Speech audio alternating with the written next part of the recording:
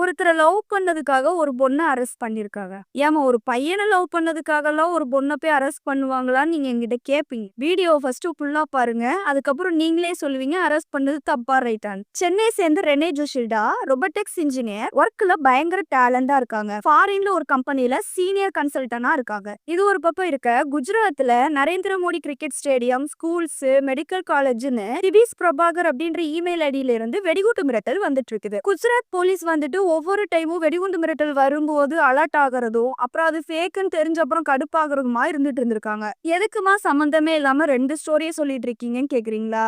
இருங்க, சம்பந்தம் இருக்கு. நான் ஃபர்ஸ்ட் சொன்னேன் இல்லையா, அந்த பொண்ணுக்கு திவிஸ் பிரபாகர் அப்படின்ற ஒரு பையன் மேல ஒன் சைடா லவ் வந்திருக்கு. ஆனா அந்த பையனுக்கு வந்துட்டு கடந்த பிப்ரவரி மாதம் வேற ஒரு பொண்ணு கூட மேரேஜ் ஆயிடுது. இதை பொறுத்துக்க முடியாத ரெனே ஜோஷில்டா இவரை எப்படியாவது மாட்டி விடணும்னு சொல்லிட்டு VPN ஆன் பண்ணி ஃபேக் மெயில் ஒன்று ஓபன் பண்ணி ஆடின கேம் தான் இது. அவரை மாட்டி விடணும்னு போட்ட வலையில இவங்களே மாட்டிக்கிட்டாங்க. ஒர்க் மெயிலுக்கும் மிரட்டல் மெயிலுக்கும் சேம் லேப்டாப் யூஸ் பண்ணதுனால தான் இவங்க மாட்டிக்கிட்டாங்க. அதை வச்சுதான் ரெனே ஜோஷில்டாவை இப்போ குஜராத் போலீஸ் அரெஸ்ட் பண்ணிருக்காங்க. நாடு எங்க சார் போகுது? ஒரு பொண்ணு என்னடான்னா லவ்வுக்காக கட்ட புருஷனே கொள்ளுறாங்க.